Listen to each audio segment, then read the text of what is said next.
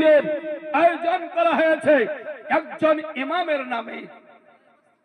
Brother ইসলাম, ওই ইমামকে, ওই ইমাম পাতাপাড়ার নয়, নামপাড়ার নয়, লালগোলার নয়, এই গ্রামের কোন ইমাম নন, বরং তিনি হচ্ছেন ইমামুল আয়াম্মা।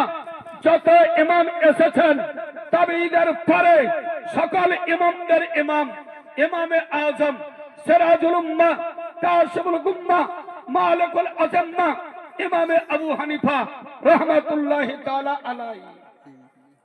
এই ইমামটাকে, এই ইমামের পরিচয় আপনাকে আমাকে রাখতে হবে। যে ইমামটাকে, এই ইমাম সম্পর্কে আপনাকে কিছু আমি শোনাবো এই আশাই করেছি।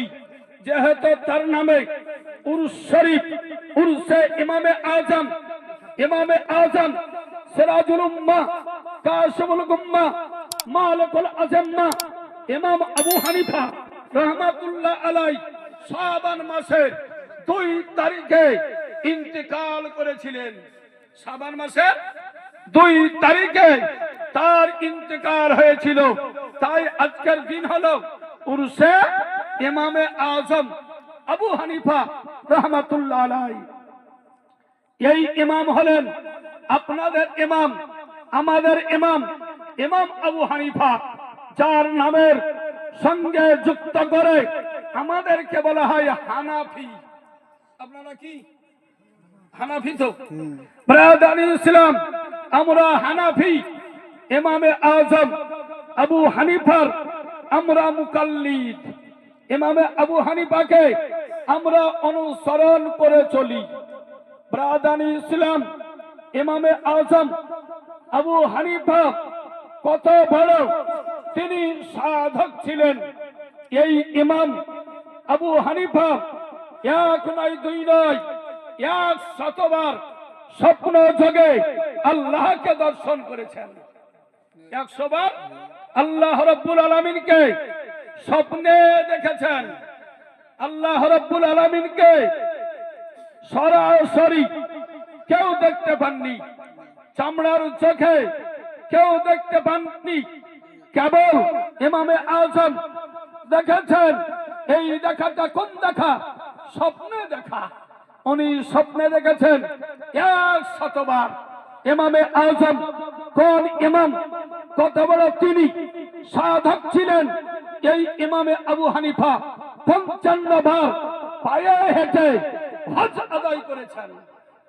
55 বার পায়ে হেঁটে হজ আদায় করেছেন। এই কয়েক বছর আগে একজন লোক, একজন ব্যক্তি, শিহাব চত্তুর বলে একজন ব্যক্তি পায়ে হেঁটে হজ আদায় করেছেন। এই কারণে তার সম্মান কত বৃদ্ধি পেয়ে গেল। আদরের পাত্র তিনি হয়ে গেলেন, সভ্য ব্যক্তি হয়ে গেলেন। আর ইমামে আজম আবু হানিফা রাহমাতুল্লাহ আলাইহি 1 নয় 2 নয় 55 বার পায়ে হেঁটে হজ আদায় করেছেন।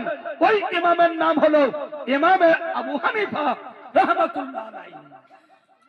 এই ইমামে আজম আবু হানিফা রাহমাতুল্লাহ আলাইহি 1 নয় 2 নয় 40 বছর এশার ওযুতে ফজরের নামাজ আদায় করেছেন। এর সাথে ওযু করেছেন। এই ওযু আর ভাঙেনি। এই ওযুতে আবার ফজর আদায় করেছেন। তাহলে বুঝুন, ঘুমিয়ে গেলে ওযু নষ্ট হয়ে যায়। ঘুম পড়লে ওযু নষ্ট হয়। নিদ চলে গেলে ওযু আর থাকে না। তাহলে ইমামে আজম এর সাথে যে ওযু করতেন, এই ওযুটা ফজর পর্যন্ত থেকে যেত। তাহলে এশার পর থেকে ফজরের আগে ইমামে আজম কোন দিন ঘুমান। এই রকম কতদিন কেটেছে? এই রকম ভাবে 40 বছর কেটেছে। ব্রাদার